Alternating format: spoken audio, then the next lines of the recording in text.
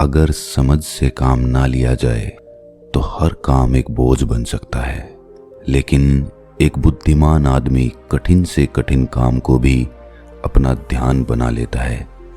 आज की जो कहानी मैं आपको सुनाने वाला हूँ उसमें आपको एक ऐसा अचूक तरीका मिलेगा जिससे आप किसी भी काम को बड़ी आसानी के साथ ध्यान में बदल सकते हैं। इससे पहले कि आप इस कहानी में खो जाएं, इस चैनल को सब्सक्राइब जरूर कर लें। तो चलिए कहानी शुरू करते हैं। सम्राट के कानों तक बात पहुंची कि उसके राज्य में लाओ त्सु नाम का असाधारण दार्शनिक रहता है।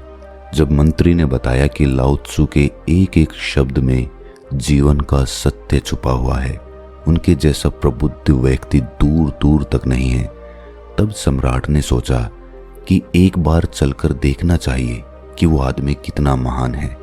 अगले दिन ही सम्राट लाओ त्सु से मिलने के लिए निकल पड़ा। लाओ त्सु पहाड़ के पास एक छोटे से कस्बे में रहता था। रास्ता बहुत लंबा था। बीच रास्ते में पता किया तो लोगों ने भी खूब तारीफ की। सम्राट ने सोचा कि सच में ये कोई बुद्धिमान, पढ़ा लिखा और प्रभावशाली व्यक्ति होगा। शाम को जब सम्राट लाओ त्सु की झोंपड़ी के बाहर पहुंचा तो एक मजदूर छोटी सी बगिया में काम कर रहा था। शरीर पर मिट्टी लगी थी, पैरों में चप्पल नहीं थी।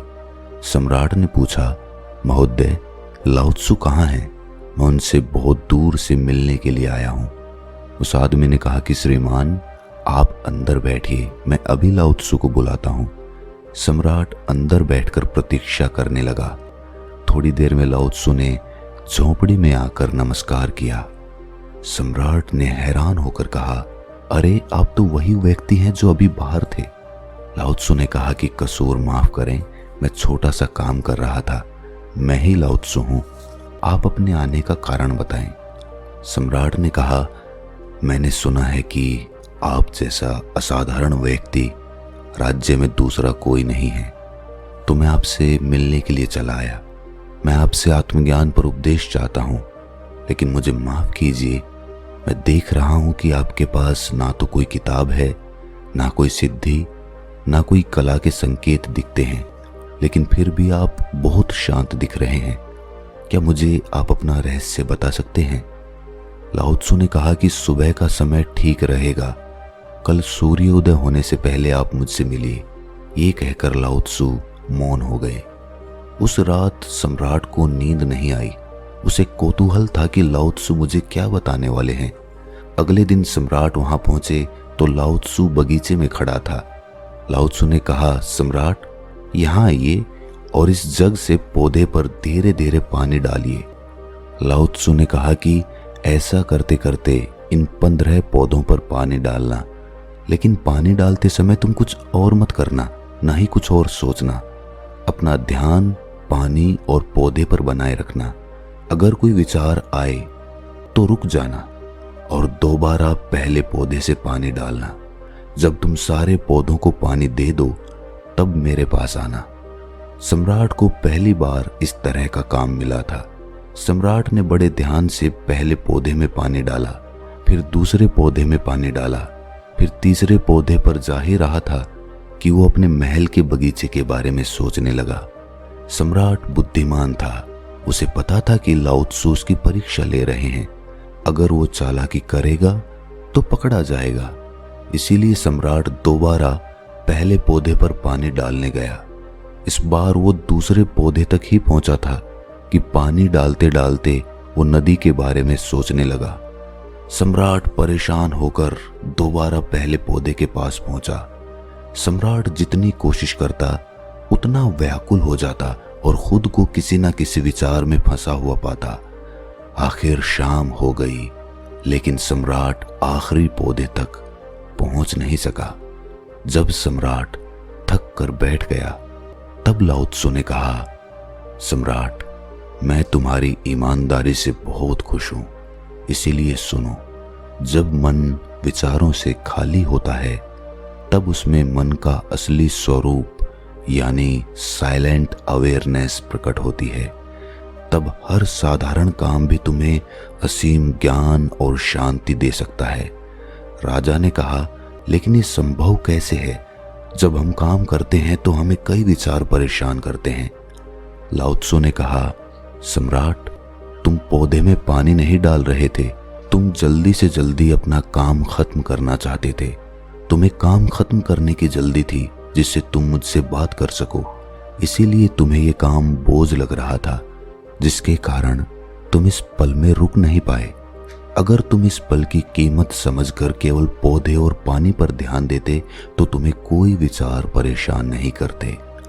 राजा ने कहा, ये सब तो मैं समझ रहा हूं, लेकिन इस पल में रहना बहुत कठिन है।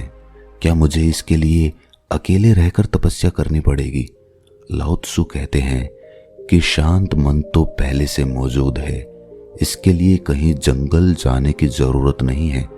सबसे पहले अपनी सांस पर ध्यान देना सीखो, तब आपको पता चलेगा कि शांति तो सांस के साथ ही बनी हुई है। उसके बाद काम करते करते सांस पर ध्यान बनाए रखो। आप बोलते, चलते, सोचते, खाते, पीते हर समय अपनी सांस पर ध्यान दे सकते हो। जब आप ऐसा करते हो तो बिखरा हुआ मन सिमटने लगता है और एकाग्र यानी वन पॉइंट हो जाता है। वन पॉइंटेड माइंड से जब कोई भी काम किया जाता है तो उसका पूरा अस्तित्व, उसका मन, उसका शरीर, उसका मस्तिष्क, सभी चीजें एक ही काम पर लग जाते हैं और कोई विचार उत्पन्न नहीं होता। जब ऐसा होता है तो कर्ता और कर्म एक हो जाता है और साइलेंट अवेयरनेस जो पहले से बनी हुई थी वो प्रकट हो जाती है। तुम इसे आत्मज्ञान, आनंद, प्रेजेंट मोमेंट, इसे जो भी नाम दो, ये आसानी से प्राप्त हो जाती है। हमारी सांसें बड़ी रहस्यमयी होती हैं, ना वो अतीत में चलती हैं ना वो भविष्य में चलती हैं, वो तो वर्तमान में चलती रहती हैं। और जब हम अपनी सांसों पर ध्यान देना शुरू करते हैं तो हम अपने अतीत और भविष्य से निकलकर वर्तमान में आ जाते हैं।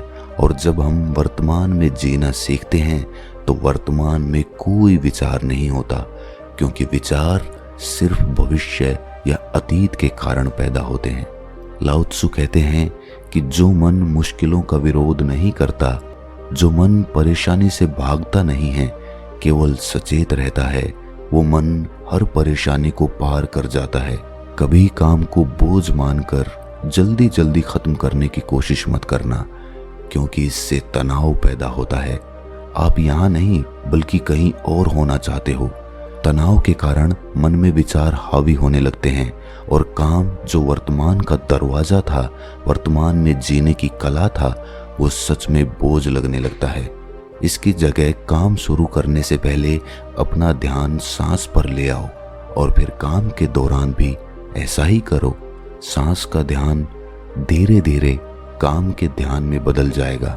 ये सुनकर सम्राट ने पूछा, लेकिन महोदय, हम एक साथ में दो काम कैसे कर सकते हैं? या तो मैं अपनी सांस पर ध्यान लगा सकता हूँ या मैं अपने काम पर ध्यान लगा सकता हूँ।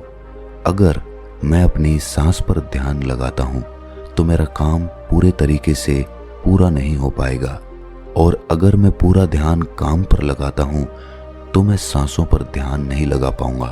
क्या ऐसा नहीं हो सकता कि मैं सांसों की बजाय अपना पूरा ध्यान उस काम पर ही लगा दूं? इसका जवाब देते हुए लाओ त्सु ने कहा कि अभी तुम पौधों पर पानी डाल रहे थे, लेकिन फिर भी तुम्हारे मन में विचार आ जाते थे। तुम हर समय काम करते नहीं रह सकते, इसीलिए तुम्हें सांसों के ध्यान का अभ्यास करना होगा। सांसें तुम्हारी हर वक्त चलती हैं, लेकिन काम तुम हर समय नहीं करते हो। इसीलिए इस ध्यान को निरंतरता में अभ्यास करने के लिए मैंने तुम्हें सांसों का ध्यान बताया है।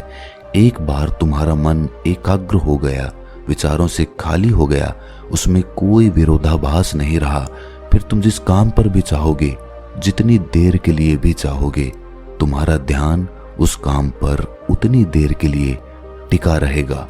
उसमें कोई विचार नहीं आएंगे और उस काम को करने की गहराई भी बढ़ती चली जाएगी। वो काम अब बोझ नहीं बनेगा, बल्कि वो तुम्हारा ध्यान हो जाएगा। लेकिन इसके लिए तुम्हें संसार से बिल्कुल उलट चलना होगा। संसार में सब लोगों में एक दौड़ लगी होती है। हर कोई दूसरे आदमी से आगे निकलना चाहता है, उससे जल्दी अपना काम पूरा करना चाहता है और जल्दी काम पूरा करने के लिए वो उस पल में या उस क्षण में ठहर नहीं पाता है और इसीलिए उस काम को वो अपना ध्यान नहीं बना पाता है। तुम हर पल में ठहरना सीखो, रुक जाओ, थम जाओ, धीरे धीरे सचेतावस्था के साथ, पूरे होश के साथ अपनी सांसों पर ध्यान लगाते हुए किसी काम को करते जाओ और धीरे धीरे तुम पाओगे कि तुम्हारा मन विचारों से खाली हो चुका है। अब तुम्हें वास्तविकता की झलक दिखाई देगी। तो दोस्तों, कैसी लगी ये कहानी आपको? कमेंट सेक्शन में ज़रूर बताना और अच्छी लगी हो तो इस चैनल को सब्सक्राइब करके नोटिफिकेशन बेल को ज़रूर प्रेस कर लेना, ताकि ऐसी कोई भी ज्ञानवर्धक कहानी जब हमारे चैनल पर पोस्ट हो तो आपको तुरंत नोटिफिकेशन पहुंच जाए। तो मिलते हैं किसी अगली कहानी में, तब तक के लिए अपना ख्याल रखें।